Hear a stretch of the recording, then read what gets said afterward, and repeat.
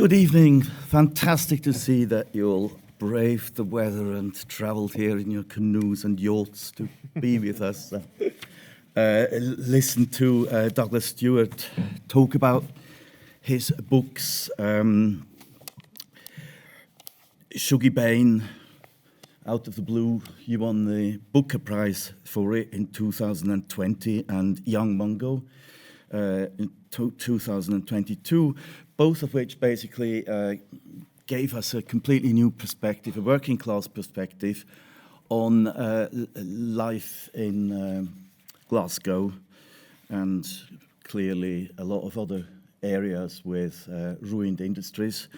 And it also gave us a completely new perspective on the rites of passage of two young gay boys in a world of performative heterosexual masculinity. Very welcome. Thank you. Douglas.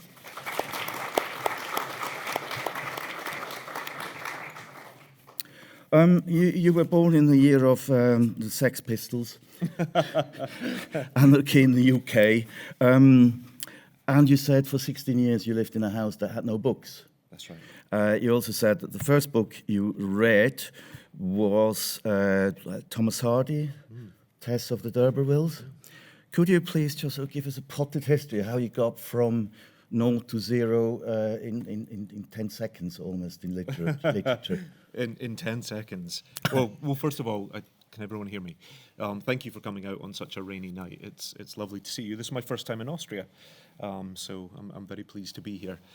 Yeah, I mean, I grew up in Glasgow in the 70s and 80s, and we just didn't have any books at home. It's not to say that the working class doesn't read, it's just to say that my family didn't turn to literature. We love stories, we love television, we love film, we love music, but books felt like they belonged to somebody else. In fact, we had about 6 bookshelves at home, and they all had the exact same book on it. But when, there were these beautiful sort of burgundy books, they looked almost like leather, and they had sort of gold gilt lettering on them. And except when you went to go reach for one and you opened it, it actually contained a video cassette and not an actual book. But yeah, I had grown up, and so I didn't read an awful lot, and school was very disrupted for me because I had addiction at home, and also because I was gay, and I was gay in a very masculine place, and so I was bullied a lot, and I missed a lot of school. But at 16, I wasn't a very academic kid, and the city was really suffering from mass unemployment. And I had an English teacher who took me under his wing. I had 2 actually, and they just opened the world of books to me. And it was a miraculous thing. And we started with Thomas Hardy, and I never stopped reading from that day on. But it was too late for me to study English. It's a very classist society. So instead, I was funneled into textiles. I was funneled into manufacturing. And I spent 20 years being a textile designer and a fashion designer, working up to really lead the design teams for large American brands. But when I was at the peak of my career in fashion, I knew in my heart that what I wanted to be was a writer. And that's when I began to write Shuggie Bain. Is it true that you had another teacher, presumably, who suggested that studying literature might not be for somebody from your background? Yeah, and I mean, that sounds like a very damning thing for the teacher to say, but I think genuinely the teacher just wanted me to be employed and to be, set up for success as an adult. And they looked at me, and I think they were looking at kids that went to Cambridge and Oxford and even Glasgow Uni to study English literature, and they knew there was no way for me to get into that world, to access it, and to compete. And so he said, "This isn't for you. You can't build a life in this. You're too far behind already." And that's why it went into textiles. And I loved textiles and fashion.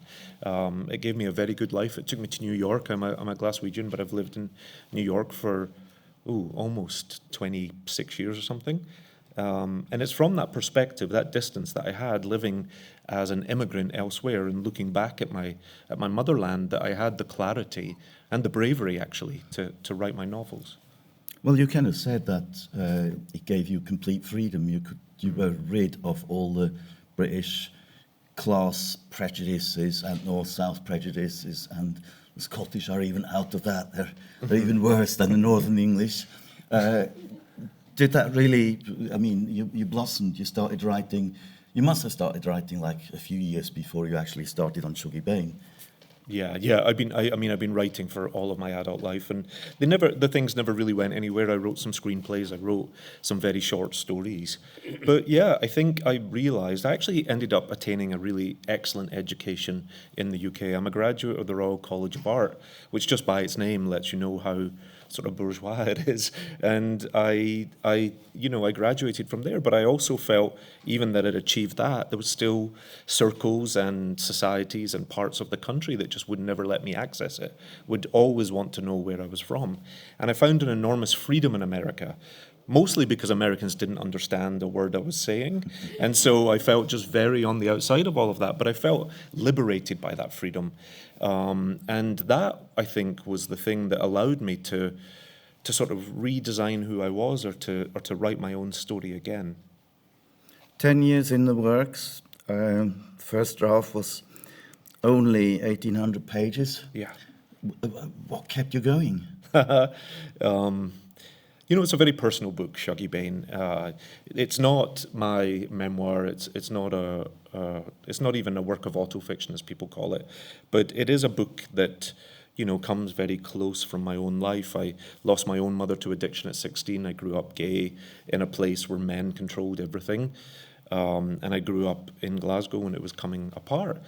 And so what really kept me going, I think, was this desire to get to the bottom of a lot of pain. When I began writing the book, I felt like the character Shuggie was the only one suffering pain.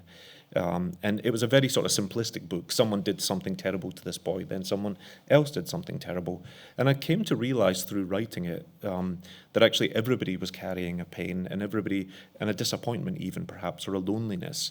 And that was a much more interesting way to approach the writing, to keep going back through these other supporting characters and figuring out how they'd been let down by life. And through that, it becomes not a work of therapy, because I think that's too easy, and you never get rid of trauma or pain. You only get to sit with it and understand it a bit deeper. It never goes away. But it did become sort of a process of empathy for me, and a process of understanding. And that's what took the 10 years, I think. Also because I had a full-time job, and, fashion doesn't like mistresses. It doesn't give you any time to do anything else on the side, because there is no conclusion with fashion. It never ends. And, when I first wrote the first draft, and it was 1,800 pages, it was in these two huge legal binders. And I didn't know what it was going to be, because I wrote the book out of chronological order. I started in the middle, and then I worked back, and then I jumped forward. And I felt that if I tried to impose a structure on the book too soon, that I would feel defeated by the hard work of that structure. And so instead I just wrote and I wrote and I wrote. And I loved that act of just sort of imagining. But it became 1,800 pages, and I had no one to read it. I didn't have any contacts in publishing. And so I turned to my husband with these two binders, and I said, will you please read this? And he went, okay. And so he took these binders away, and, I went into the kitchen for about 3 hours, and I was like listening to every sigh and every laugh. And then I went back in, and I said, are you finished? And he went, no, I'm not finished. And in fact, it took him maybe about 8 weeks to read the book. And when he gave it back to me, he had sort of, he'd done some careful editing work. But for the first, maybe for the first 200 pages, he'd been very thoughtful with his notes. And then eventually he just starts to score through it with a red pen. And in the margin just writes good or bad or like no. And his favorite was stop it. He would just like stop it. And that was it. And so after begging him and making him do exactly what I'd asked him to do, he hands this butchered set of binders back to me, and I don't speak to him for 7 weeks. We don't talk for 7 weeks because I'm so offended. Yeah. You're saying that basically writing Shuggie Bain kind of, you discovered these people, you mined the past, archaeology, you let yourself drift with the people, and they developed in the act of writing. Did the same apply to Young Mungo? Did you have more of a plan when you started that? Yeah, I think of the two novels, Shuggie was never meant to be a plotted novel. It's a book about life. It's a book about the milieu, and in a way that was a difficult book to write. And so with Young Mungo, I started from the point of view of plot. I knew that X and Y happened, that these young lovers would fall in love in Glasgow, and that everything would jeopardize their love. They're two 15, 16-year-old boys in a very masculine, macho, working class place.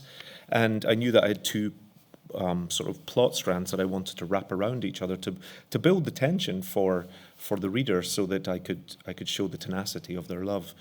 But I think I'd also learnt my lesson with Shuggie, because 1,800 pages becomes very formless in a way, and so I started. I learnt the lesson of not having a plan, and started Young Mungo with a very definite plan. What does your writing day look like? When you are in a writing phase at the moment, that's why this is one of the very few things you're doing this year. A writing day. Mostly sheer panic and a feeling of like you can't do it. I don't think there's a day that you sit down and you think I've already done this, or look at what I've achieved. I think I sit down and I think, God, how can I do this again? Or I'm really terrible at this.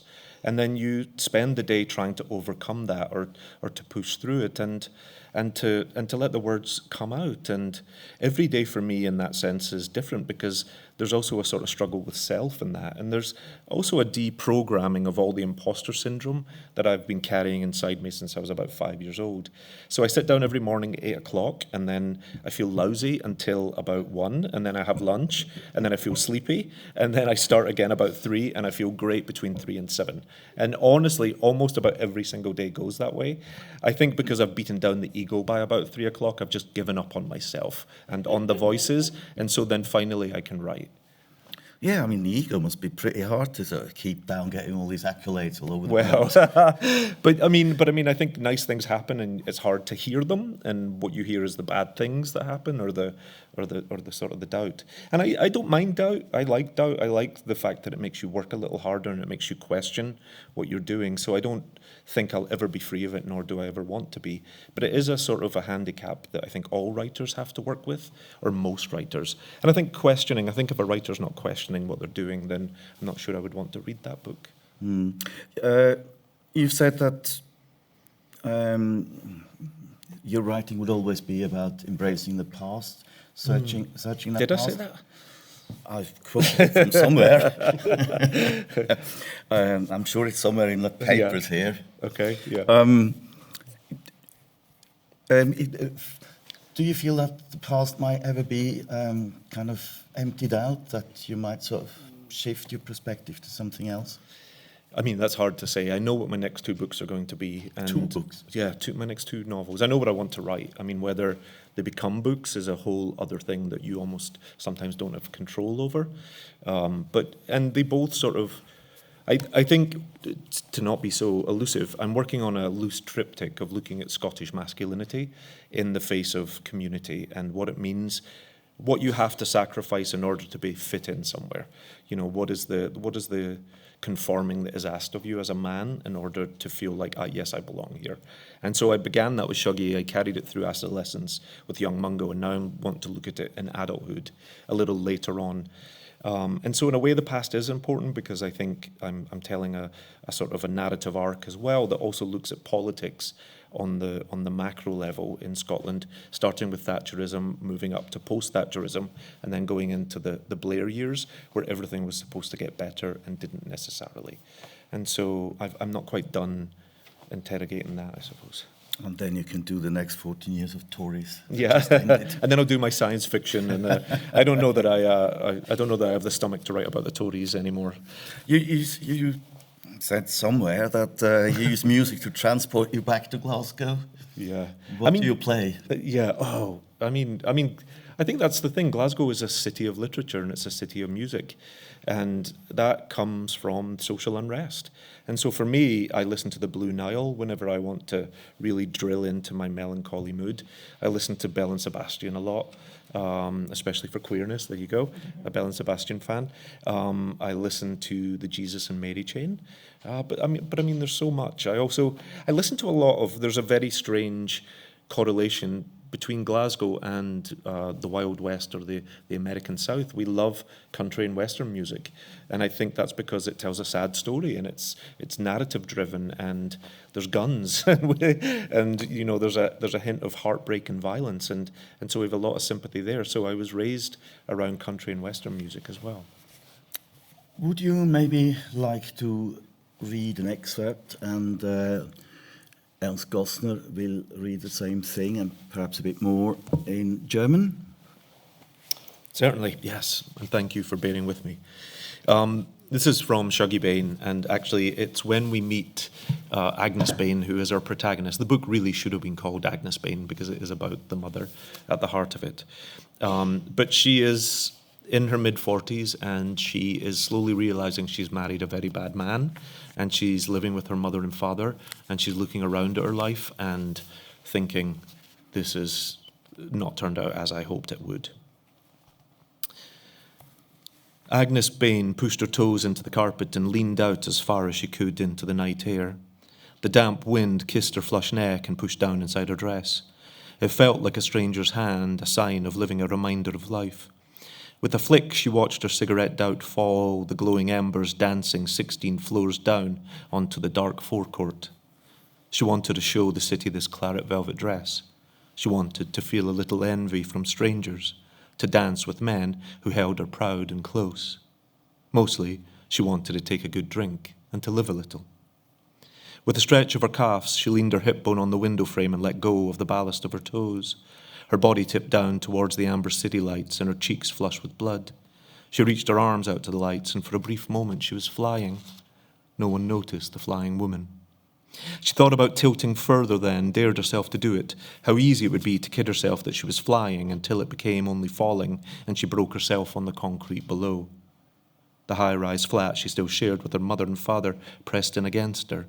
Everything in the room behind her felt so small, so low-ceilinged and stifling. Payday to mass day, a life bought on tick, with nothing that ever felt owned outright. To be 39 and have her husband and her 3 children, 2 of them nearly grown, all crammed together in her mammy's flat, gave her a feeling of failure. Him, her man, who when he shared her bed now seemed to lie on the very edge, made her feel angry with the littered promises of better things. Agnes wanted to put her foot through it all, or to scrape it back like it was spoilt wallpaper, to get her nail under it and to rip it all away.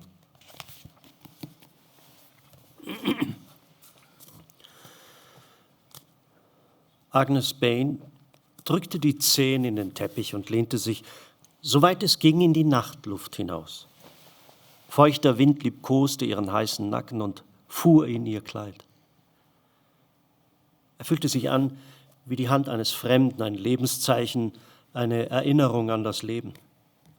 Sie schnippte die Zigarettenkippe weg und sah der leuchtenden Glut hinterher, die 16 Stockwerke nach unten auf den dunklen Vorplatz tanzte. Agnes wollte der Stadt ihr weinrotes Samtkleid zeigen. Sie wollte von Fremden beneidet werden, wollte mit Männern tanzen, die sie stolz an sich drückten. Aber vor allem wollte sie was trinken und sich ein bisschen amüsieren. Mit gestreckten Waden drückte sie die Hüfte gegen den Fensterrahmen, verlagerte den Schwerpunkt, nahm alles Gewicht von den Zehen. Ihr Körper kippte nach vorn zu den gelben Lichtern der Stadt. In ihre Wangen strömte Blut. Sie streckte die Arme nach den Lichtern aus und einen kurzen Moment lang konnte sie fliegen. Niemand achtete auf die fliegende Frau. Sie spielte mit dem Gedanken, noch weiter zu kippen, als Mutprobe. Wie leicht es wäre, sich einzureden, sie könnte wirklich fliegen, bis sie nur noch fiel und unten auf dem Beton aufschlug. Die Hochhauswohnung, die sie immer noch mit ihren Eltern teilte, engte sie ein. Alles in dem Zimmer hinter ihr fühlte sich klein an, so niedrig und stickig. Vom Zahltag bis zur Sonntagsmesse, ein Leben auf Pump, wo nichts rechtmäßig ihr zu gehören schien. 39 und mit ihrem Mann und ihren 3 Kindern, von denen 2 schon fast erwachsen waren, in Mammis Wohnung eingepfercht. Es war ein Gefühl, als wäre sie gescheitert. Er, ihr Mann, der, wenn er da war, an der äußersten Bettkante zu liegen schien, machte sie wütend mit seinen hingeworfenen Versprechen eines besseren Lebens. Agnes wollte das alles hier hinter sich bringen, das ganze Zeug wegkratzen wie alte Tapeten. Sie wollte die Fingernägel darunter schieben und alles abreißen. Gelangweilt ließ sich Agnes in das muffige Zimmer zurückfallen und spürte wieder Mammis sicheren Teppich unter den Füßen. Die anderen hatten nicht einmal aufgesehen. Lustlos ließ sie die Nadel über den Plattenteller schrammen, sie griff sich ins Haar und drehte die Lautstärke auf. »Ach, kommt schon bitte, nur einen kleinen Tanz?« »Joe, nicht jetzt«, zischte Neil Flanagan. Fieberhaft sortierte sie ihre Silber- und Kupfermünzen zu ordentlichen Türmen. »Ich wollte euch gerade anschaffen schicken.« Reenie Sweeney verdrehte die Augen und drückte ihre Karten an sich. »Du hast eine schmutzige Fantasie.« »Nicht, dass er sagt, ich hätte euch nicht gewarnt.« Nun biss sie in ein Stück Backfisch und leckte sich das Fett von den Lippen. »Wenn ich euch mit den Karten hier das Haushaltsgeld abgeknöpft habe, müsst ihr heim und das olle Suppenhuhn vögeln, das er Ehemann nennt, damit er was zu beißen kriegt.« »Keine Chance.« Rini bekreuzigte sich träge. »Den lasse ich seit Aschermittwoch nicht ran. Und ich hab's auch bis Weihnachten nicht vor.« Sie schob sich eine dicke, goldene Fritte in den Mund. »Haben wir mal so lange dicht gehalten, bis ich einen neuen Farbfernseher fürs Schlafzimmer gekriegt habe.« Die Frauen gackerten, ohne sich von ihren Karten ablenken zu lassen. Es war schwül und stickig im Wohnzimmer. Agnes sah zu, wie Little Lizzie, ihre Mami, ihr Blatt studierte. Der Koloss von Nan Flanagan auf der einen Seite und Reenie Sweeney auf der anderen. Die Frauen saßen Schenkel an Schenkel und verputzten die letzten Reste der Fish and Chips. Mit fettigen Fingern verschoben sie Münzen und klatschten Karten auf den Tisch. Anne-Marie Easton, die jüngste von ihnen, war damit beschäftigt, aus dem losen Tabak in ihrem Schoß übel aussehende Zigaretten zu rollen. Die Frauen hatten ihr Haushaltsgeld auf dem niedrigen Teetisch ausgeleert und schoben die 5 und 10 Pence Einsätze hin und her. Es langweilte Agnes. Früher, vor den ausgebeulten Strickjacken und den ausgemergelten Ehemännern, hatte es eine Zeit gegeben, da hatte sie alle mit zum Tanzen geschleppt.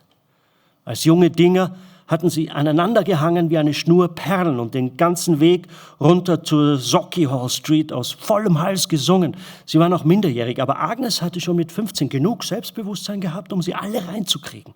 Die Türsteher hatten Agnes immer am Ende der Schlange funkeln sehen, vorn gewinkt, und sie hatte die anderen Mädels mitgezogen, als wären sie aneinander gekettet. Die Mädchen hatten sich an Agnes Gürtel festgehalten und leise protestiert, aber Agnes hatte den Türstehern ihr bestes Lächeln geschenkt, das Lächeln, das sie für Männer reservierte, das Lächeln, das sie vor ihrer Mutter geheim hielt.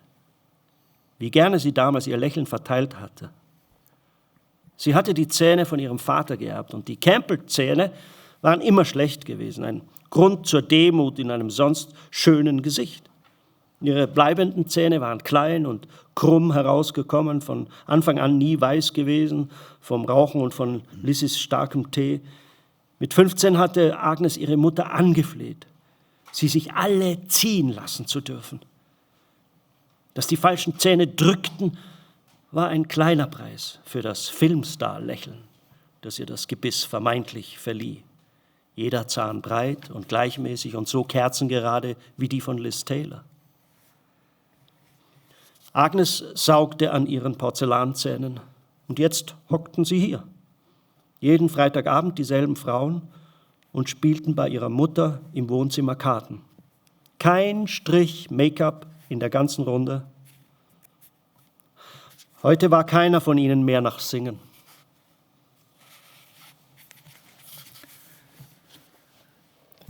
Do you know, Douglas, what was at #1 in the British charts on the day you were born? No, but you're going to tell me. I'm going to tell you. Yes. It was a song called No Charge by an American country and western singer called J.J. Berry. I know the song, yes. You know the song. Yes, I do. Well, it's a bizarre song about a boy who comes to his mother presenting her with a bill for everything he has done for her in the last few days. The boy is about 9 years old. And she responds by listing everything she's done, given him, and it's all no charge. It's a song your mum would have loved at the Grand Ole Opry. You were practically ordained by the stars to write the opposite of that song. Yeah, actually, you've really blown my mind because I love that song and the fact that it's about, A Mother and Son's Love. I didn't realize it was #1 on the day I was born. And I had wanted to write about unconditional love, but unconditional love for a son, for a mother, because the mother is failing and she's disintegrating. Agnes, in a way, is the personification of Glasgow. She's this grand, beautiful, strong, beloved thing that goes through the toughest of times and starts to come apart. And as the city's heart starts to break down and people are sent to the suburbs, as often happened in urban places, Agnes is also sent away and becomes very isolated in this mining town. And then as the city has one last gasp before it really goes through some tough times, Agnes also does too. And so I wanted to intertwine the story of the character and the city together. But it's a son's love for his mother as she goes through all that, where he never questions and he understands that she maybe isn't able to help herself. And it's that sort of unconditional love, which I think sometimes is a child's superpower. I don't think children, until they become adults, get to question that they could have had a better or a different or a other thing. They just see the thing that's in front of them and they try to do the best with what they have. And the truth is in the novel, as in life, it wasn't just this one family. I think perhaps if I'd written a book set in a middle-class milieu, it would have been this one woman on a perfectly fine street who was having a difficult time. But this was a time of sort of societal desperation, where lots of people were turning to drink and addiction and to tough times. And so Shuggie certainly doesn't feel alone in his problems if he feels alone in other things. Surely in this sort of context, when you compare middle class of life, even the most destructive and awful middle class life, still has a certain type of security, usually. Working class Glasgow, I get a sense everything's more extreme. Tragedy is serious. And I mean, there's this duality everywhere, like, just the teeth there, so the beauty of the fake teeth versus the pain to get them. But also, there's that moment where she dances with Shuggie, and the same night, I think it is, she burns down her flat. Ecstasy is so close to pain. Was that something that came out while you were writing it, this consciousness of this? Yeah, absolutely. I think it's a city of contrasts, and I think it's most interesting when it's most contrasted. In enormous sadness, there can be joy, and in joy there can be sadness. And certainly I use humour in the novel as a way to tell you some very ugly truths and very painful things. And, we have a saying in Scotland. Everyone knows Edinburgh. Edinburgh's a very beautiful, well-heeled, cultured city. But the saying in Scotland says you will have more fun at a Glaswegian funeral than you ever will at an Edinburgh wedding. And I think that's very true. I think amongst the working class, even in the hardest of times, it's still much more fun than being around a bunch of middle-class people. And that's a very true thing. But it's also about the desperation of being a child when the world is chaotic around you. You have to take what comes at you, whether that's violence and tenderness, whether that's joy and sadness. And, Shuggie is only a kid. He has no ability to control what the adults around him are doing. And so I wanted to write things that felt like they were coming in very quick succession, and almost the terror and the anxiety for the child is something that also the reader should feel. It's funny you should say that about Edinburgh. My daughter had a choice to go to university in Glasgow and Edinburgh, and she chose Glasgow on the grounds that everybody she hated in North London went to Edinburgh. Good girl. Do you see the female spirit of Agnes, despite all the difficulties she has, as the one positive force that could wrench Glasgow macho-ness out of its kilter? Yeah, I think part of the reason why I wanted to write the book is the sort of the male struggle with the miners' strikes, with shipbuilding, through the works of Kelman and Welsh and all these great Scottish writers is quite well recorded. But I'd never really seen the feminine side recorded to that level. And of course, mothers were there. I'm the son of a single mother. We lived through the miners' strike because I grew up in a mining community. Even though I didn't have a father who was a miner, we still felt all the desperation and all the pain. We just didn't have a man at home. And also sort of to think about sort of queerness in these very macho working class places. You know, everything in this world is defined by what your father does for a job. Your mother might have a job, but that's just a job. It's your father's job gives the identity to the entire family. And then it also structures the week because he works all week, and then there's football on the weekends, and then there's church. And if there's any socializing at the social club or at the pub, you know, the women had to be invited. They weren't allowed to go to the pub by themselves. They couldn't just go in. I remember very vivid stories of my grandmother having to find my brother and send her into the pub to get my grandfather out because she couldn't go, both for a sense of sort of, I guess, social decency and also because she was not invited as a woman. And so in that sort of like heavy patriarchy, the other stories sort of become very silent. And yet I'd grown up in a very feminine household, a very feminine world. It was me and my sister and my brother and my mum and a bunch of aunts. And so I'd wanted to really celebrate that because the remarkable thing is the women were the strength of the city because the men were sort of sideswiped by the mass unemployment that hit the city because shipbuilding closed and then coal and textiles closed and then steelworking closed. And so the men had nowhere to turn for work. And the women who had entered into a very traditional bargain of, I will marry a man, I will raise his children, we'll have a nice house, and he will work and I will do this, suddenly had to, you know, reinvent everything. And they were the ones that held the city and families together, especially when the men started to sort of really lose their purpose. And that's what I wanted to write about, you know. I did a lot of work to try and push the men to the edges of this book. I didn't want them ever to really be center stage, although there is men in the book. It's two sons that love their mother, Shuggie and Leek, but I'd wanted the book to be about women. At least in Shuggie's case, Agnes is the one that brings all the beauty into his life. Like she gets him to dance, she gives him a doll. Clothes, I guess, is also the influence that really forms his life. Yeah. I think Agnes doesn't have the language to say to Shuggie. Shuggie, every reader probably realises that Shuggie is gay when the very first minute he's on the page. And she doesn't have the language to say to him, I see what you are and what you are is okay. She certainly couldn't ever imagine that he could grow up and have a happy life. But she is a mother and she understands her son and she loves him whatever he is. And that's their great gift to each other, is they understand each other deeply, and despite their flaws, they love each other back and forth.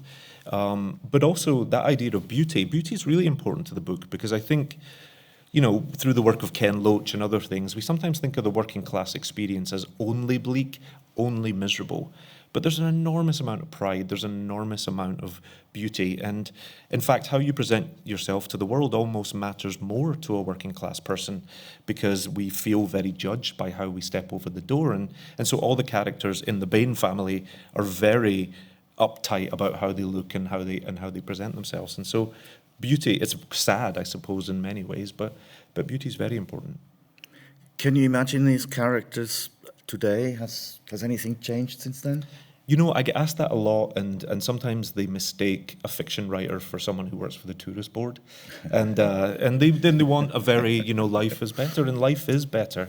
But the truth is Scotland just announced their drink death numbers yesterday or the day before, and it's at record highs. And so there are still too many people turning to addiction and losing their lives. There was 1,270 something amount of people who died last year just from drink. That's separate to now all the drug deaths, which are now separate, which don't feature in this novel because it's almost pre-drugs or pre the widespread reach of drugs. And so in many ways things are much better. It's a much more tolerant, it's a much more liberal, it's a much more accepting in terms of sexuality country. Scotland now leads the way in terms of sort of trans rights and gay rights in Europe. But in other ways we still have underlying societal problems, because the truth is when you make a population unemployed for 29% of the population for over a decade, that has deep psychological implications for children and grandchildren and for communities, and there are still many places that live in deprivation. Would you like to read another passage, maybe? Sure, I certainly will. Our villain in the novel is a man called Shug Bain, not to be confused with Shuggie, who's his son. Shug and Shuggie actually are the nicknames for Hugh in Scotland. If you're called Hugh, we often call you Shug if you're an adult, or Shuggie if you're a kid. I know it makes no sense. And Shug is a taxi driver, and he enjoys being free and roaming the city. That summer, when it finally came, was close and damp. For a nocturnal man, the days had felt too long. The long daylight was like an inconsiderate guest, the northern gloam reluctant to leave. Big Shug always found the summer days hardest to sleep through. The sun brightened the thick curtains till they were a vibrating violet, and the children were always noisiest when they were happiest. The door going constantly with mouthy teenagers from the other flats, and women in strappy sandals traipsing the hall carpet, clacking pink feet and pink gums at all hours. As night finally fell, he pulled his black hackney around in a small tight circle. It spun like a fat dog chasing its tail and headed out of the Sighthill estate. Seeing the lights of Glasgow, he relaxed back into the seat, and for the first time that day his shoulders fell from about his ears. For the next 8 hours, the city was his, and he had plans for it. He wiped the window and got a good look in the wing mirror. Smiling to himself, he thought how smashing he looked. White shirt, black suit, black tie. It was a bit much for work, Agnes had said, but then she said altogether too much these days. As the smile travelled down through his body, he wondered whether the taxi driving was in his blood. Between him and his brother Rascal, it was practically a family business. His father would have enjoyed it too, had the shipbuilding not killed him first.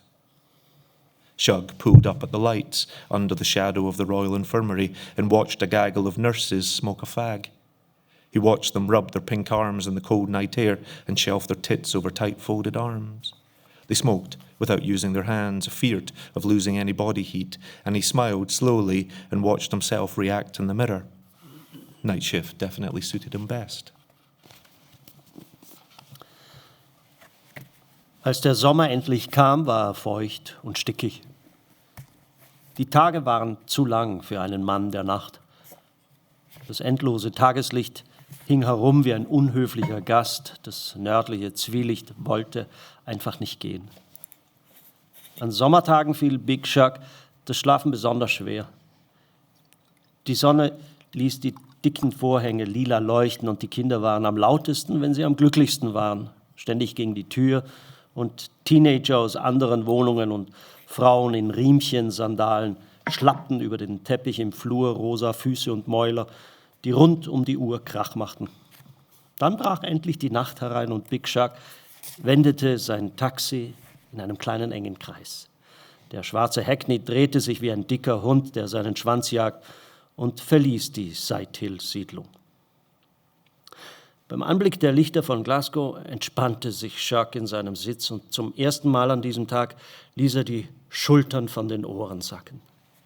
Für die nächsten 8 Stunden gehörte die Stadt ihm und er hatte Pläne. Er wischte das Seitenfenster sauber und sah sich lange im Außenspiegel an. Lächelnd stellte er fest, wie gut er aussah. Weißes Hemd, schwarzer Anzug, schwarze Krawatte.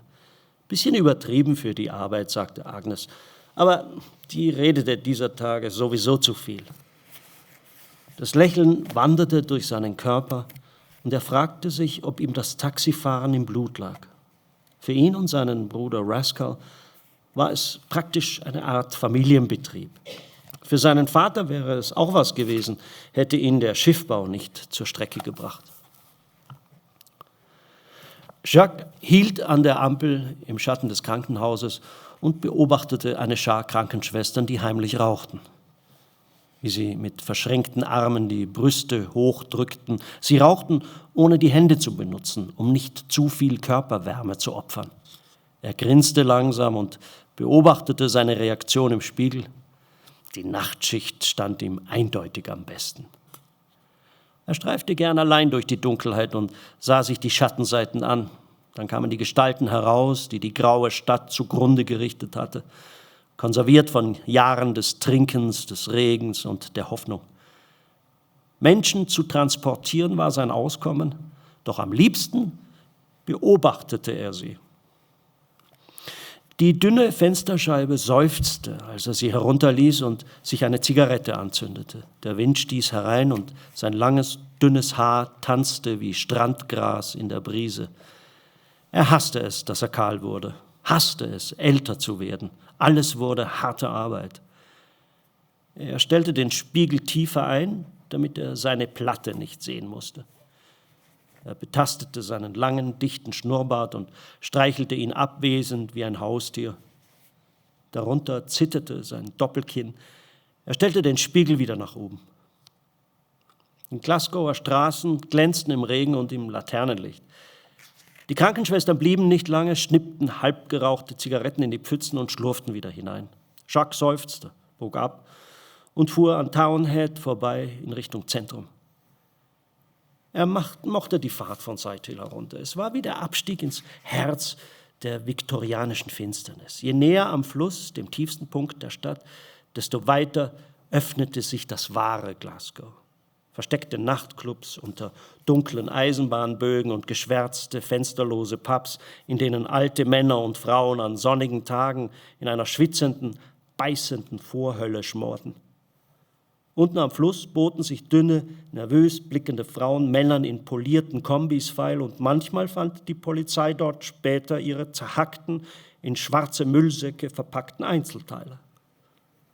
Am Nordufer des River Clyde war die städtische Leichenhalle und es schien passend, dass die verlorenen Seelen in diese Richtung drifteten, als wollten sie keine Umstände machen, wenn ihre Zeit endlich gekommen war. Als Jacques am Bahnhof vorbeifuhr, war er froh, dass am Taxistand dort viele Fahrer und wenig Kunden standen. Touristen waren langweilig, redselig und geizig. Erst dauerte es eine Ewigkeit, bis man das Riesengepäck in den Kofferraum gehievt hatte, dann dampften sie einem in ihren quietschenden Regencapes das Taxi voll. Das hässliche, verkniffene Pack konnte sich die 10 Cent Trinkgeld in den Arsch schieben. Hämisch hupte er in Richtung der Jungs und fuhr weiter zum Fluss runter. Regen war Glasgows Naturzustand. Er hielt das Gras grün und die Bürger bleich und bronchial belastet.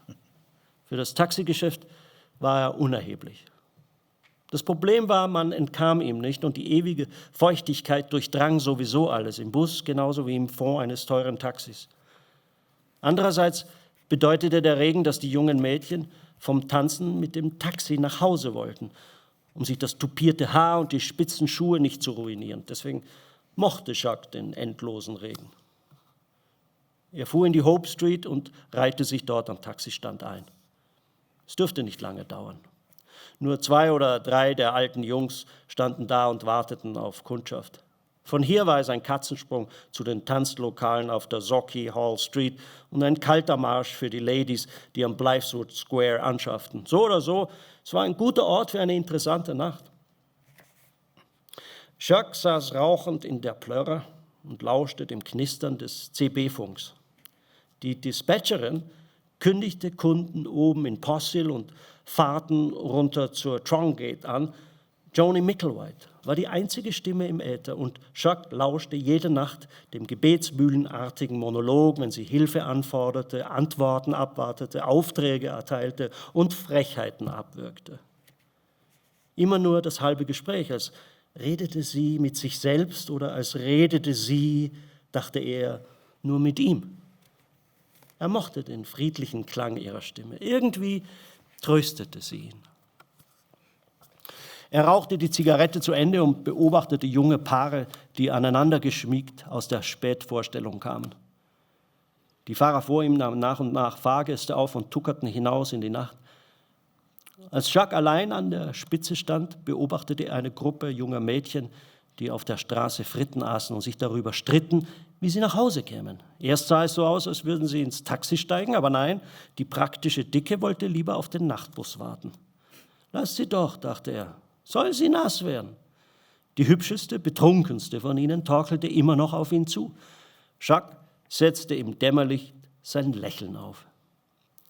Er wurde aus den schmutzigen Gedanken gerissen, als knochige Finger an sein Fenster klopften. »Bist du frei, Kumpel?« fragte eine Männerstimme. »Nein«, rief Jacques und zeigte auf die betrunkenen Mädchen. »Alles klar«, sagte der alte Mann, ohne hinzuhören. Er riss die Tür auf, bevor Jacques die Zentralverriegelung drücken konnte und hangelte seinen kleinen, dick eingepackten Körper in den Wagen. »Kennst du die Rangers Bar auf Duke Street?« Jacques seufzte. »Ei, Kumpel.« als das hübsche Mädchen zum nächsten Taxi in der Reihe ging. Er lächelte sie mit einem halben Lächeln an, aber sie sah ihn gar nicht. Statt sich auf die schwarze Lederbank zu setzen, klappte der Alte den Notsitz herunter und klemmte sich direkt hinter Jacques. Das machten die, die reden wollten. Jetzt haben wir die Scheiße, dachte Jacques. Draußen war es nass, aber im Taxi war es schwül. Im Hackney breitete sich der Geruch von saurer Milch aus. Der Alte hatte ein vergilbtes Hemd und einen zerknitterten grauen Anzug an, über dem er einen dünnen Wollmantel trug und zu guter Letzt einen viel zu großen Überzieher. Er sah aus wie ein Flüchtling, der schmächtige Körper in meterweise Gabardinen und Wolle gehüllt. Unter dem Schatten der Tweedmütze sah bloß die rote Nase hervor. Unvermittelt fing er zu eiern an. »Hast du das Spiel heute gesehen, Junge?« »Nein«, antwortete Jacques, wohl wissend, wo die Frage hinging. »Mann, du hast ein astreines Spiel verpasst, einen echten Knaller.« Der Mann schnalzte mit der Zunge. »Für wen bist du?« »Celtic«, log Jacques. Er war gar kein Katholik, aber es war der schnellste Weg, das Gespräch zu beenden. Das Gesicht des alten Mannes fiel zusammen wie ein Spültuch. »Ach du Scheiße, hätte ich mir denken können, dass ich ausgerechnet in eine Papistenkutsche lande.« Jacques beobachtete ihn im Spiegel und schnaubte unter seinem Schnurrbart. Jacques war kein Celtic-Fan. Er war zwar auch kein Rangers-Fan, aber er war stolz darauf, Protestant zu sein. Er hätte den Freimaurerring umgedreht, aber der Alte sah sowieso nicht hin und bewegte sich wie unter Wasser. Nachdenklich sah Jacques zu, wie der Kerl in einen Zustand fahriger Verzweiflung geriet und von Larmoyanz zu Angriffslust überging. Er hielt die Hände vor sich, als würde er Gott anflehen. Dann legte er den Arm an die Rückseite der Trennwand und drückte das Gesicht an die Scheibe, die ihn von Jacques Ohr trennte. Mit vom Suff feuchten Lippen spuckte er eine wirre Tirade aus und machte dabei Grimassen wie ein Kleinkind, das sprechen lernt. Dicke Speicheltropfen spritzten gegen die Trennscheibe. Jacques trat mit Absicht auf die Bremse und der Mann schlug sich mit einem Rumps die Stirn an der Scheibe an. Mützenlos, aber ungerührt brabbelte er weiter. Jacques verzog das Gesicht. Nachher würde er gründlich die Scheibe wischen müssen. Der alte Glasgower Jackie war vom Aussterben bedroht. Traditionell eine gutmütige Seele, wurde er mit dem Anstieg der Drogen von einer jüngeren, sehr viel unangenehmeren Spezies abgelöst. Jacques sah in den Spiegel und beobachtete den Alten, der sein betrunkenes Solo fortsetzte, das Gerede so leise und unzusammenhängend, dass Jacques nur Schlagwörter wie Thatcher und Gewerkschaft und Bastard mitbekam. Ohne Mitgefühl sah er zu, wie der Alte abwechselnd lachte und heulte. Die Loden Tavern war dunkel und fensterlos, die Tür tief in die Backsteinfassade des niedrigen Gebäudes zurückgesetzt. Der Bau war flaschen- und bombensicher. Im Rot, Weiß und Blau der Glasgow Rangers gestrichen stand die Fassade mit stolzem Trotz im Schatten des Parkhead Stadions, Heimat von Glasgow Celtic, dem sportlichen Mekka der Katholiken. Jacques verlangte 1,70 Pfund für die Fahrt und sah zu, wie der Alte der Reihe nach seine Taschen durchging. So machten sie es alle. Freitags verpulverten sie die Lohntüte an jeder Kneipe, an der sie vorbeikommen, bis nur noch 5 und 10 Pence Münzen übrig waren, die ihnen in den Taschen rumkullerten und deren gesammeltes Gewicht ihrem watschelnden Gang zusätzliche Schwere verlieh. Den Rest der Woche ernährten sie sich von diesen willkürlichen Funden, völlig planlos, was deren Höhe anging.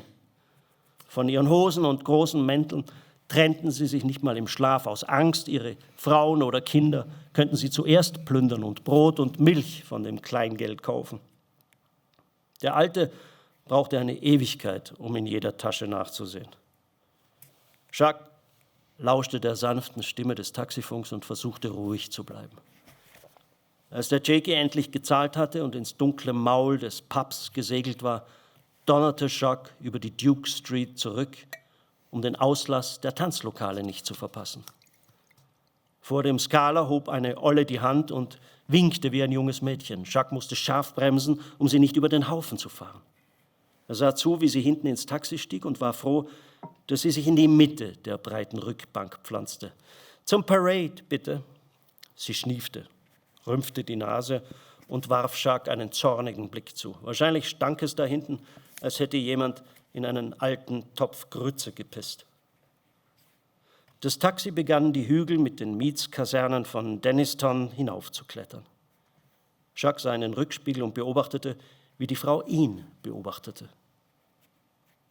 Die Glasgower Hausfrau saß immer in der Mitte, nie an der Seite, um aus dem Fenster zu sehen oder auf dem Notsitz wie die einsamen Jakeys, die sich unterhalten wollten. Die hier war typisch, steif und aufrecht wie eine presbyterianische Königin, die Knie zusammen, den Rücken gerade, die Hände auf dem Schoß gefaltet, den Mantel eng um sich gezogen, das Haar streng frisiert, sogar hinten, und das Gesicht straff wie eine Maske. Was für eine schreckliche stürmische Nacht, sagt sie schließlich. Ja, im Radio sagen sie, es schüttet die ganze Woche. Irgendwas an ihr erinnert ihn an seine Mutter, die längst tot und begraben war. Die zerschundenen Hände und schmalen Schultern täuschten über die Stärke und Energie hinweg, die sicherlich in ihr steckten. Er dachte an die Nächte, wenn sein Vater die Hand gegen seine Mutter erhob. Je mehr sie einsteckte, desto mehr schlug er zu, bis sie rot, dann blau, dann schwarz war. Jacques dachte daran, wie sie vor dem Spiegel stand, sich das Haar ins Gesicht zupfte, das Make-up um die Augen verschmierte, um die Veilchen zu verstecken. Ich habe gerade noch gesagt, ich fahre normalerweise kein Taxi. Sie suchte seinen Blick im Spiegel. Ah, nee? Fragte Jacques, froh, aus den Gedanken gerissen zu werden. Ja, aber ich habe heute Lüttengewinn gemacht, wissen Sie? Nur Lüt, aber gut ist trotzdem. Sie kratzte sich am Daumennagel. Kann ich gebrauchen, wissen Sie, wo mein George keine Arbeit mehr hat, seufzte sie. 25 Jahre. Drüben am Eisenwerk in Dalmanok. Und alles, was er gekriegt hat, waren 3 Wochenlöhne. 3 Wochen.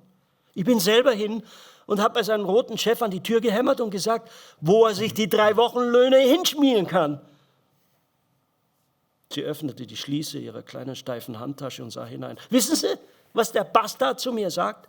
Miss Brodie, Sie haben Glück, dass Ihr Mann 3 Wochenlöhne gekriegt hat. Ich habe hier junge Kerls, die das ganze Leben vor sich haben und die kriegen nur noch den Rest ihrer Schicht bezahlt. Da habe ich gekocht und ich sage, und ich habe 2 große Jungs zu Hause, die ich füttern muss und die finden auch keine Arbeit. Was denken Sie eigentlich, was ein Dach machen soll? Hat er mich angeglotzt und ohne mit der Wimper zu zucken gesagt, versuchen Sie es mit Südafrika. Sie schloss die Tasche. Waren selber noch nie südlich von South Lanarkshire, aber wir sollen nach Südafrika. Sie kratzte weiter an ihrem roten Daumen. So was ist einfach nicht recht. Die Regierung muss was tun. Machen die Eisenwerke und die Werften dicht. Als nächstes sind die Bergleute dran. Passen Sie bloß auf. Südafrika? Niemals. Bis nach Südafrika gehen, damit sie da die Schiffe billig bauen können und hier raufschicken und noch mehr von unseren Jungs arbeitslos machen. So eine Sauerei. Es geht um Diamanten, sagte Schuck. Sie gehen nach Südafrika, um Diamanten zu schürfen.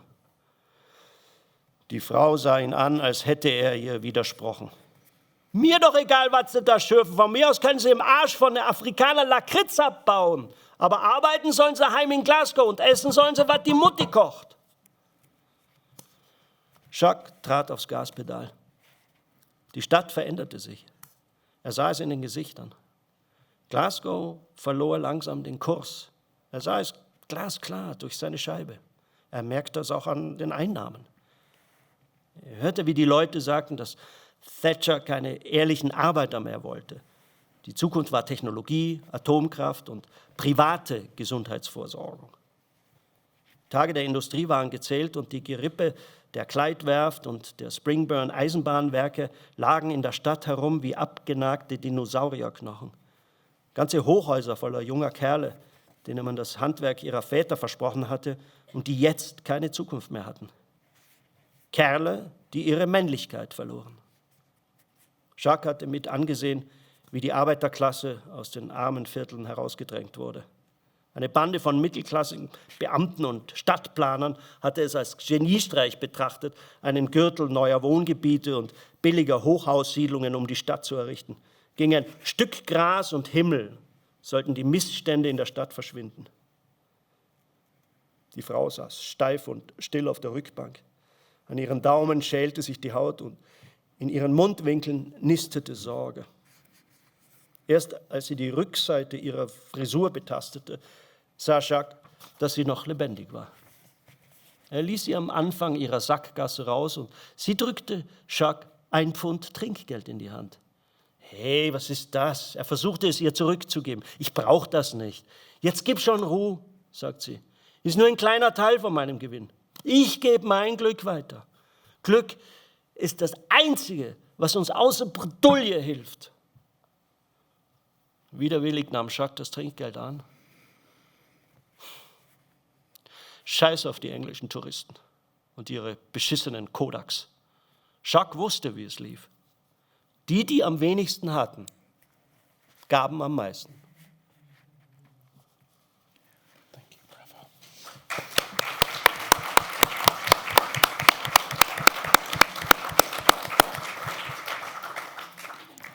Two things in that chapter are really striking, like suddenly the undertow of Catholic versus Protestant that comes in. What is actually I mean, I can see the historical reason for that to be in Northern Ireland and Republic of Ireland, but why is it so strong, that violence in Scotland? Oh, I mean, that's a whole PhD answer right there that needs... But I mean, very quickly, very briefly, Scotland... The entire United Kingdom went through the Reformation, which was very bloody and very difficult, but Scotland adopted Protestantism very fervently, and believed in it very deeply. But of course, Ireland's our closest neighbour, and it's just over the sea. When Glasgow was booming, it attracted a lot of Irish immigrant workers, and they were often ghettoised or kept in certain neighbourhoods in the city. And, you know, half my mother's side is Irish and Catholic, and my father's side is Protestant.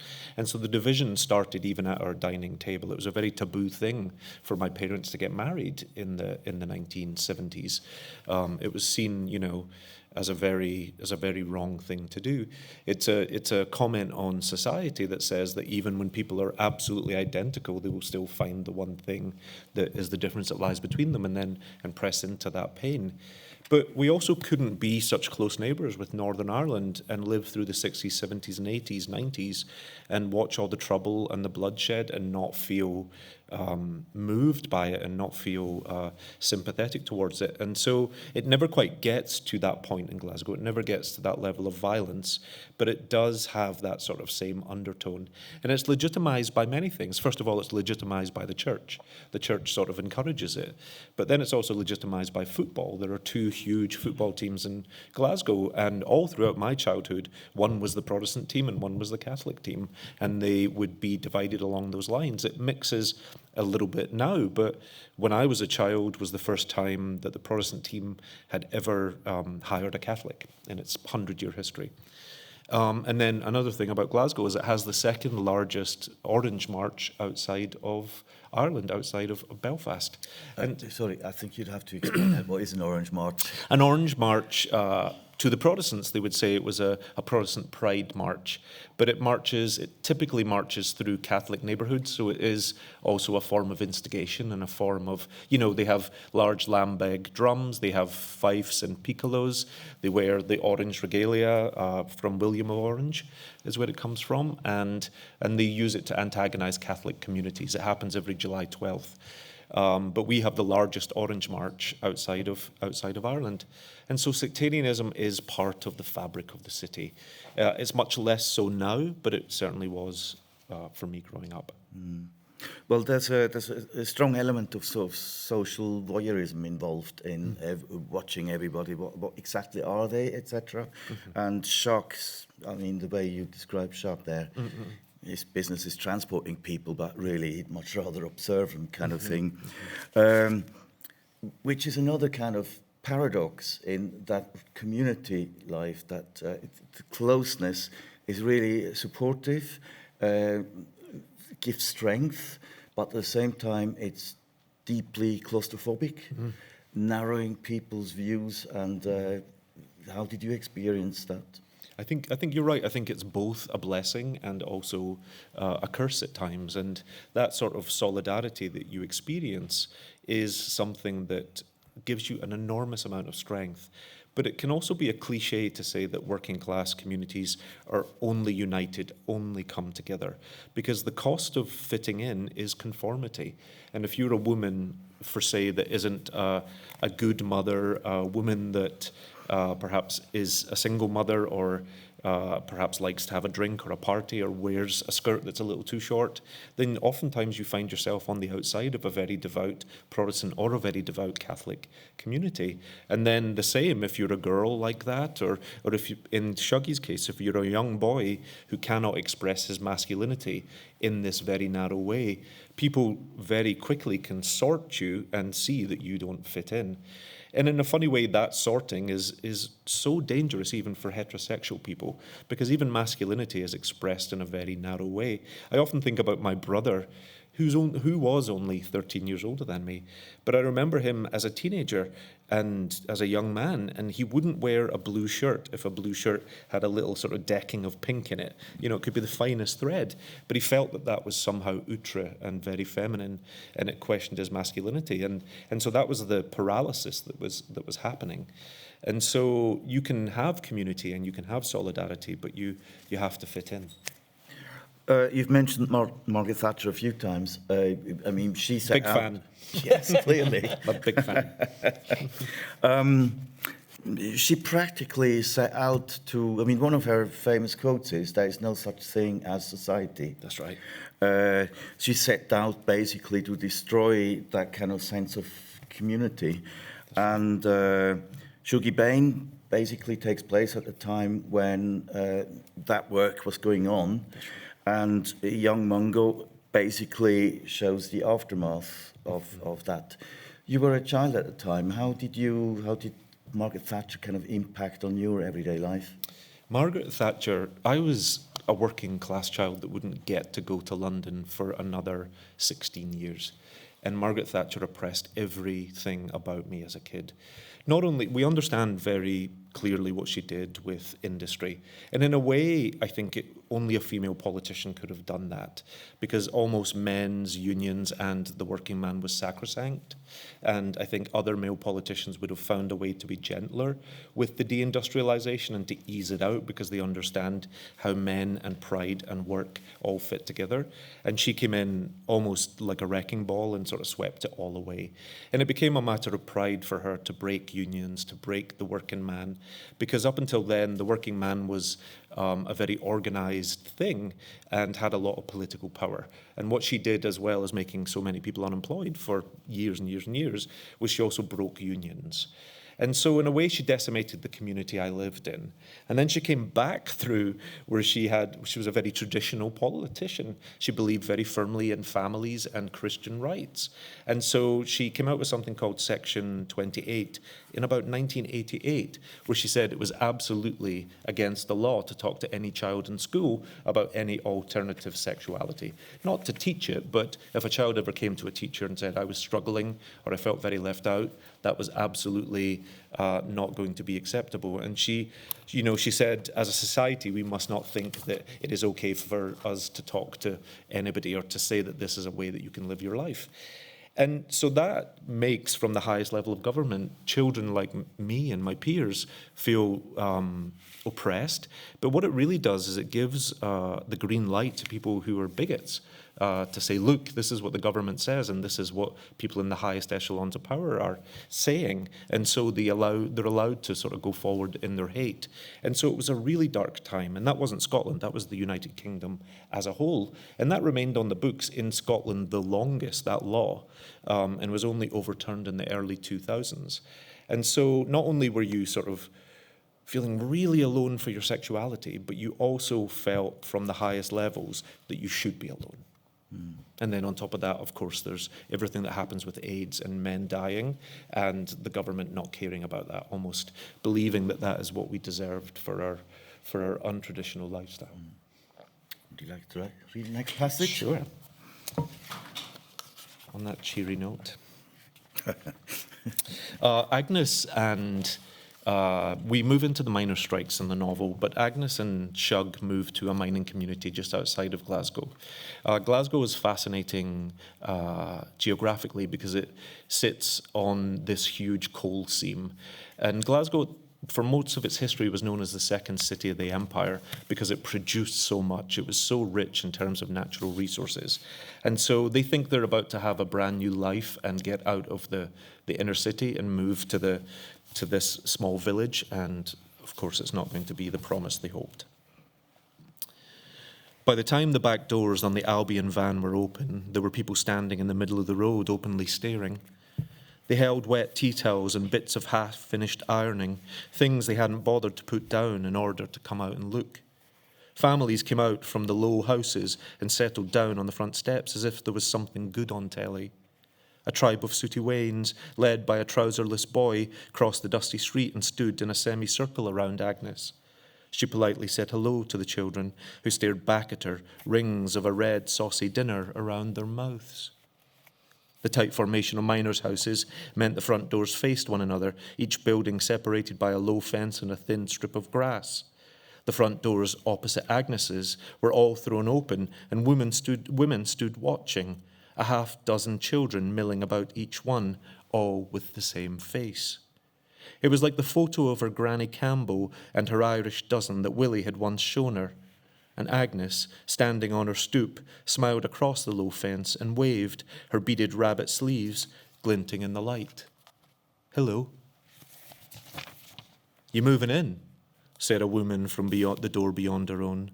The woman's blonde hair curled back on its dark roots. It made her look like she had on a child's wig. "Yes." "All of yous?" "Yes, my family and I," corrected Agnes. She introduced herself and held out her hand. The woman scratched at her root line. Agnes wondered whether the woman spoke only in questions when she finally answered.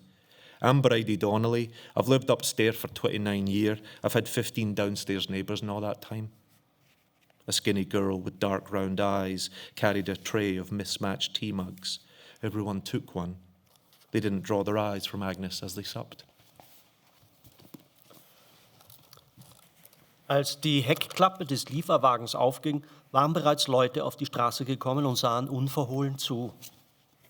Sie hatten nicht einmal die feuchten Küchentücher oder die Bügelwäsche aus der Hand gelegt, bevor sie aus dem Haus traten, um nachzuschauen, was los war.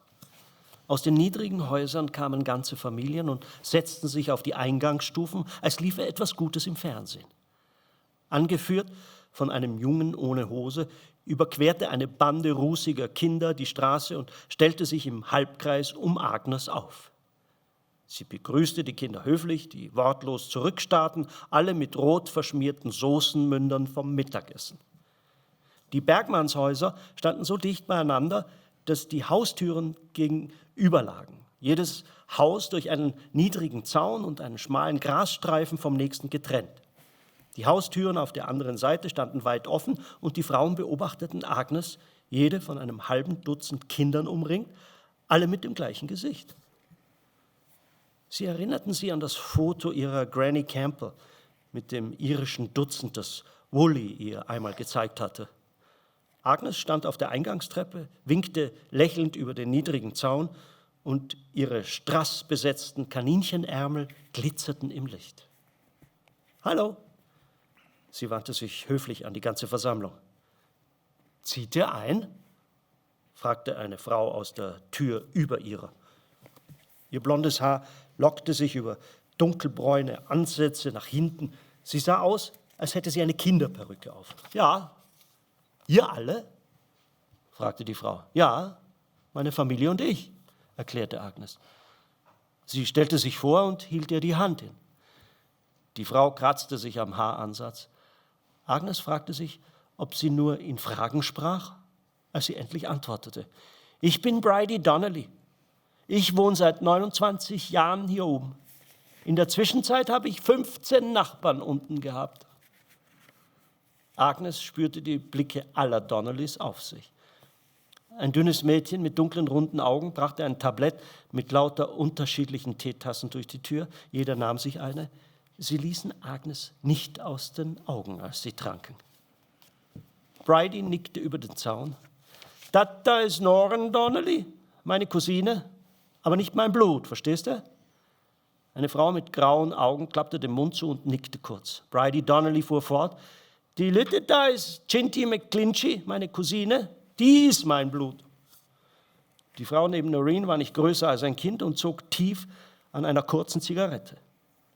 Sie hatte wegen des Rauchs die Augen zusammengekniffen und sie sah aus wie Bridie mit einem Kopftuch. Sie sahen alle aus wie Bridie, auch die Jungs, nur dass die nicht ganz so männlich wirkten. Im Augenwinkel bemerkte Agnes noch eine Frau, die gerade über die staubige Straße kam. Die Frau blieb stehen und redete mit dem Halbkreis schmuddeliger Kinder. Dann nickte sie, als hätte sie eine schwerwiegende Neuigkeit erfahren und marschierte durch das Gartentor direkt auf die neuen Bewohner zu. Agnes hatte keine Chance zu entkommen. Hinter ihr trat Leek mürrisch aus der Haustür, um die nächste Fuhre aus dem Wagen zu holen. »Ist das dein Mann?« fragte die Neue, ohne sich vorzustellen. Ihr Gesicht war so fleischlos wie ein mit Leder bespannter Totenkopf. Die Augen saßen tief in ihrem Schädel und ihr Haar war von einem wilden, satten Braun, doch es war schütter wie das Fell einer räudigen Katze. Sie stand in ausgeleierten Steckhosen da und trug Männerpantoffeln an den Füßen. Agnes stutzte, weil die Frage so absurd war. Zwischen ihr und Leek lagen über 20 Jahre. »Nein, das ist mein mittleres Kind. Im Frühling wird er 16. »Ah, Frühling.« Die Frau dachte eine Weile nach, dann zeigte sie mit spitzem Finger in Richtung des Gemüselasters. »Ist das dein Mann?« Agnes sah, wie der ächzende Möbelpacker mit dem alten Fernseher kämpfte, den sie aus Diskretion in einen Bettlaken gehüllt hatte. »Nein, das ist ein Freund von einem Freund, der uns beim Umzug hilft.« Die Frau grübelte. Sie saugte die ausgemergelten Wangen in den Totenschädel. Agnes hob die Hand, um sich zu verabschieden. »Was hast du da am Ärmel?« fragte die magere Frau. Agnes sah an sich herunter und hielt schützend die Arme vor die Brust. Die Strasssteine zitterten nervös. Das sind bloß kleine Glasperlen. Shauna Donnelly, das Mädchen mit dem Teetablett, atmete langsam aus. »Oh, Mrs., ich finde Sie Wunder.« Doch die magere Frau unterbrach sie.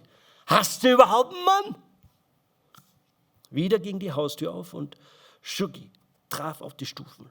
Ohne die Frauen eines Blicks zu würdigen, baute er sich vor seiner Mutter auf und stemmte die Hände in die Hüften. Er stellte den Fuß vor und sagte, klarer als Agnes ihn je hatte sprechen hören, wir müssen reden. Ich glaube wirklich nicht, dass ich hier leben kann. Es riecht nach Kohl und Batterien. Es ist einfach unmöglich. Die Zuschauerinnen drehten einander verblüfft die Köpfe zu. Es wirkte, als würde er ein Dutzend Gesichter in den Spiegel sehen. »Hast du Töne? Liberace zieht ein«, gackerte eine der Frauen. Die Frauen und Kinder wieherten im Chor, hohe, quietschende Lacher und kehliger Husten voller Katarrh. »Oh, hoffentlich passt der Flügel in den Salon.« »War schön, euch alle kennenzulernen«, sagte Agnes mit einem dünnlippigen Lächeln. Sie drückte Shuggy an die Hüfte und wandte sich ab, um ins Haus zu gehen. »Ach, komm schon, Süße, sei nicht so.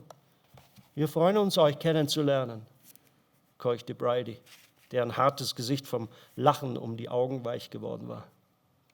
»Wir sind ja alle wie eine Familie. Passiert nur nicht oft, dass wir neue Gesichter zu sehen bekommen.« Die Frau mit dem Totenkopfgesicht trat einen Schritt auf Agnes zu. »Ja, schon gut. Wir kommen bestimmt klar.« Sie sagte an ihren Zähnen, steckte ein Stück Fleisch in einer Lücke fest. »Hauptsache, du hältst deine schicken Ärmel von unseren Scheißmännern fern.«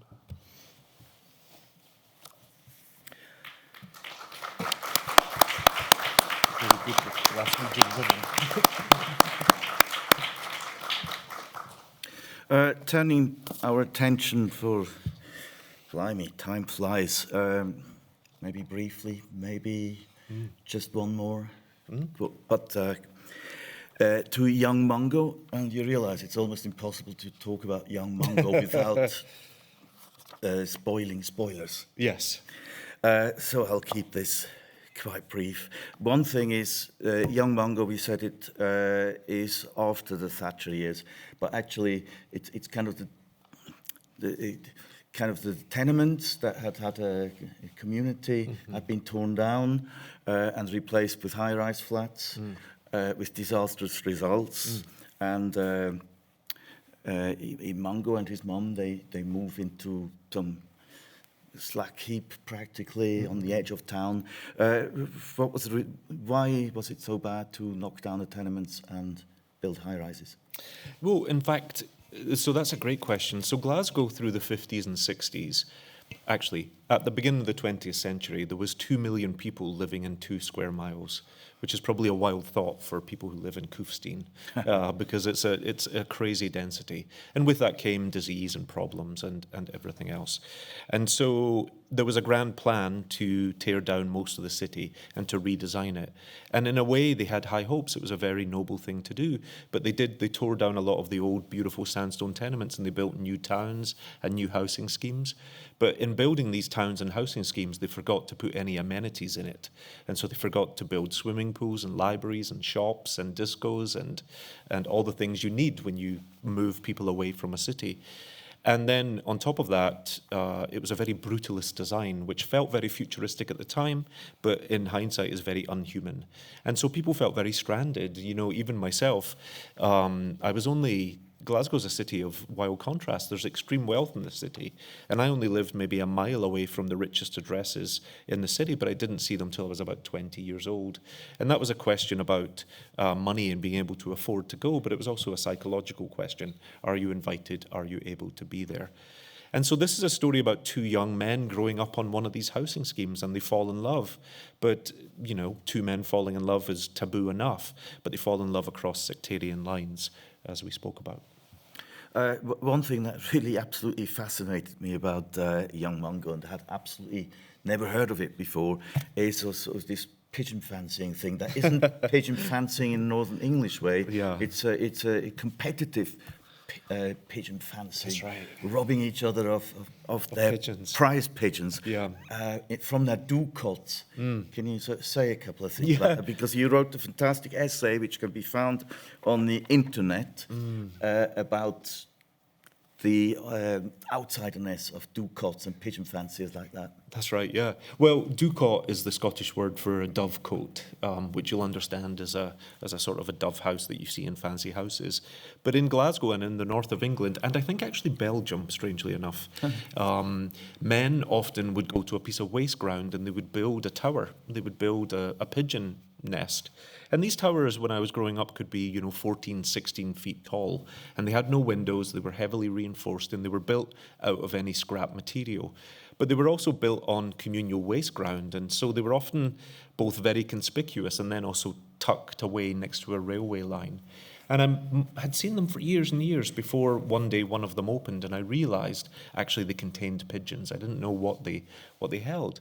And the men they raise pigeons and they release a pigeon into the sky, and then someone on the other side of the city releases another pigeon. And they have deprived the pigeons of sex, is what they've done. And so when these pigeons see each other in the sky, they fall in love. And what they do is they say, do you want to come back to my house, or do you want to come back to mine? And whichever pigeon brings the lover back, essentially wins. And so someone loses a pigeon and someone gets 2. But it is a sport, and it's recognized as a sport. I think there was a day many, many years gone by when you would eat the pigeons, but they no longer eat them. It's just about love. We have another sort of interesting dual sort of paradox in this. On one hand, people are really, really sensitive to that the gaydar is really strong of heterosexual people. Yeah. They see all that and it comes out as homophobia. At the same time, Moment doesn't in any way suspect that these 2 guys that she's foisting Young Mungo on the first page might be anything but strong heterosexual people who could teach him fishing. Yeah, I think we know a lot today, looking back at 2024 and thinking about the scandals that rocked the church and thinking about how vulnerable children were, not only girls but also boys. But I grew up in a time where the belief was that young boys were safest around men, and it didn't matter who the men were. It could be any man as long as you were doing something masculine. And so I would spend days fishing on canals with men I didn't know, or building cars or riding motorbikes, whatever it was, as long as it was a masculine pursuit. And obviously we know with sex scandals that rock the church and the Boy Scouts and and every community, that actually was a fallacy, that it wasn't true. And so this novel really looks at that as an idea that Mungo is a young man at 15 who is sent away from the city to keep him safe, but he's sent to the north of Scotland, to the Highlands, with two men he doesn't know. And, there's just so much silence still around that. And so while, on one hand, hating homosexuality and who this young man is about to be, he is also placed in more jeopardy in trying to save him from that.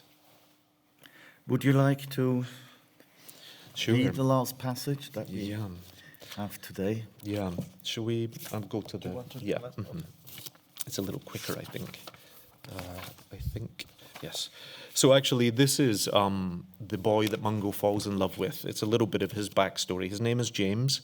He lives across the back tenements to Mungo, and they can see each other from their back windows. And I was thinking that I wanted to write a Romeo and Juliet story that was gay and working class, because it was just something I hoped I'd had when I was a kid, and I never had. But this is James. They had buried James's mother at Lamb Hill on a blowy spring day, when the wind stripped all the blossoms from the trees and the white petals clung to the black mourning cars. After the funeral, his father had spent his time helping James build the ducat. The whole thing had been his father's idea, as pigeons were a good manly pursuit that would teach James discipline and how to care for something smaller than himself. Besides, if they kept busy building something, then they didn't have to talk about his mother. His father missed 3 work rotations. He stayed away from the oil rigs as long as he could. His father had promised, "Listen, if you spend an hour at the ducat every day, I'll be back in no time at all." Then he packed his rig bag and left James to an empty house and all the tears they could never have shared together. James lay on his bed in a motherless house. The bed sheets were clean, but they smelled sour. His father had left them too long on the clothes pulley, and it had not occurred to him to turn and air them as they dried. It was these small things that made James feel heaviest, small things his mammy would have just known how to do. He had done as his father had advised. After school, he'd gone to the ducat and returned before it was dark. He had played with himself, and then he had fed himself, and then he played with himself some more. Once the fleeting sense of euphoria had ebbed from his body, he was left with the stillness of another empty evening. He turned on the wireless in the kitchen and the television in the living room, and then he lay on his bed and wondered if he was being punished for something. Versuchte, die Bilder zu verdrängen, die ihm in den Sinn kamen, aber sie gingen nicht weg. Angefangen hatte es kurz nach Neujahr, als die katholischen Schüler mit blau gefrorenen Beinen draußen auf dem Nordfeld Shinty spielen mussten. Regen und Wind peitschten jeden aus, der sich bei dem Mistwetter nicht bewegte. Die Jungs versuchten, die Strümpfe bis zum Hosensaum hochzuziehen, aber Pater Strachan schrie sie an, sich nicht so jämmerlich anzustellen. Wenn ihr friert, rief er über den hohen Kragen seines langärmeligen Fließpullovers hinweg, dann lauft schneller. Nachdem sie 90 Minuten lang mit den Shinty-Schlägern aufeinander eingedroschen hatten, stellten sich die Jungs dankbar unter die lauwarmen Duschen, die kaum warm genug waren, um ihre tauben Füße wiederzubeleben und sich den roten Lehm von den Beinen zu waschen. James hatte die letzte Dusche in der Reihe. Er schob sich die blauen Finger in den Mund. Er versuchte, Paddy Creek nicht anzustarren, mit seinem trägen Lächeln und den breiten, muskulösen Schultern. Er versuchte, das Shampoo-Rinnsal nicht anzustarren, das über Paddys Rücken lief und zwischen seinen Pobacken verschwand. Doch wie die widerspenstigen Flusen, die an Acrylpullovern hängen blieben, lenkte eine unsichtbare Elektrizität seinen Blick immer wieder zu dem Jungen. James wandte sich ab.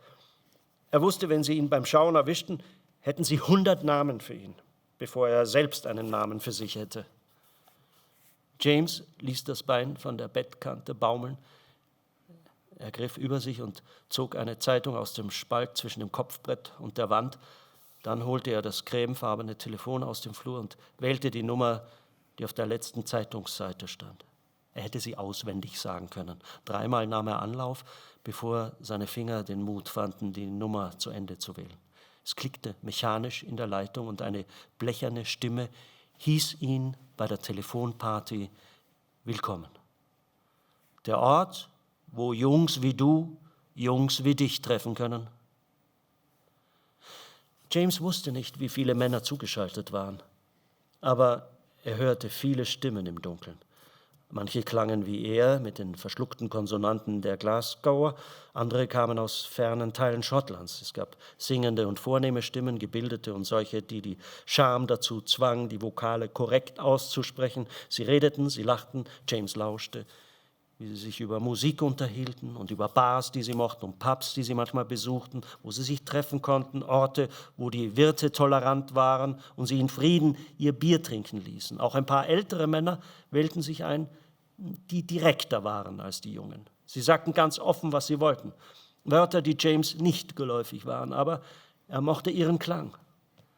Manchmal fanden sie, was sie suchten, und die zwei verabredeten sich auf einer teureren privaten Leitung. Meistens sagte James nicht viel. Es tat gut, einfach nur zuzuhören. Heute Abend bekam er mit, dass ein paar schon die Finger in der Hose hatten. Als er sich das erste Mal eingewählt hatte, war er schockiert gewesen, hatte den Hörer zugehalten und nervös gekichert. Aber er gewöhnte sich an die rhythmischen Geräusche, wenn sie sich den Hörer zwischen Kinn und Brust klemmten, laut und flach durch geblähte Nasenflügel atmeten und die Hände für andere, schmutzigere Dinge benutzten. Es fing harmlos an oder hatte schon angefangen, wenn James dazukam.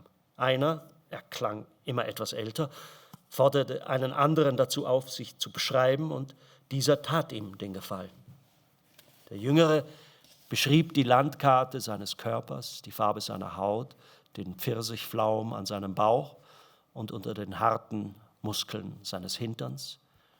Schwimmerkörper, nicht besonders muskulös, aber sehnig, verstehst du? Sagte einer aus Dundee. Gefällt mir, keuchte der Bauer aus Perthshire. Wie viel Finger kriegst du rein? Sie versammelten sich, ein Halbkreis Fremder, und hofften, während sie dem jungen Mann lauschten, dass die schönen Dinge, die er über sich sagte, wahr waren. Der Bauer spritzte ab. Ein paar legten auf, ein paar neue Geräusche stimmten in das Geschnatter ein.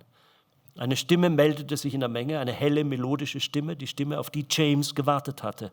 »Hallo?« sagte sie. »Ist da jemand?« »Fraser, bist du das?« fragte James. »Oh, gut.« Der lustige Tonfall eines Gälen, der Englisch sprach. »Ich habe gehofft, dass du hier bist, Donald.« James hatte gelogen, als er seinen Namen angeben musste. Donald, hatte er gesagt, was auf Glaswegisch wie Donald klang. Viel besser gefiel ihm Frasers singende Aussprache. »Donald? Ich habe endlich den Song gehört. Donald?« sagte Fraser. »Bin die halbe Nacht wach geblieben, bis er im Radio lief. Fandst du ihn gut?« »Ja«, sagte der Junge fröhlich. Seine Stimme klang wattig und leise, als hätte er sich im Schrank versteckt, und hielte die Sprechmuschel dicht an den Mund. »Ich habe ihn aufgenommen, aber die Kassette leiert. Wenn ich das nächste Mal in Inverness bin, besorge ich mir die Scheibe. Meine Mutter hat jetzt schon die Nase voll. Sie sagt, ich soll erst mal für Kopfhörer sparen.« James gefiel, wie er gälische Wörter in seine Sätze einflocht. Sie standen heraus wie halb eingeschlagene Nägel. Einmal hatten die beiden eine Stunde lang über die gälische Übersetzung schwuler Kraftausdrücke gelacht. In der ganzen Partyleitung war es still geworden, als Fraser die Wörter genannt und dann wiederholt hatte. Come, come. Die körperlosen Männer hatten der Reihe nach die Vokabeln nachgesprochen, wie bei einem Abendkurs für Austauschschüler. Fluch, Boerianta oder James' Lieblingswort, die einfallslose Verbindung von Junge und Hintern, Gille Doin. »Ich könnte dir die Scheibe schicken«, sagte James, »wenn ich wüsste, wo du wohnst.« »Schon gut, Donald. Andermal vielleicht.« Fraser schlug das Angebot aus. Zu viele Ohren von überall, es war indiskret. »Dad und ich sind am Wochenende nach Tobermoor gesegelt. Im Hafen war eine verirrte Taube, ein dusseliges, graues Ding, und ich habe an dich gedacht.« »Vielleicht war es meine«, sagte James lachend. »Ich habe den Trick noch nicht raus. Ich habe mehr Tauben verloren als eingefangen.« Fraser schnalzte mit der Zunge. »So ein Mist, aber lass dich nicht unterkriegen.« »Lass mich mal was unterkriegen, Kleiner«, mischte sich eine raue Stimme ein. James zuckte zusammen. Kurz hatte er vergessen, dass sie nicht alleine waren. »Ich steck in dir rein!«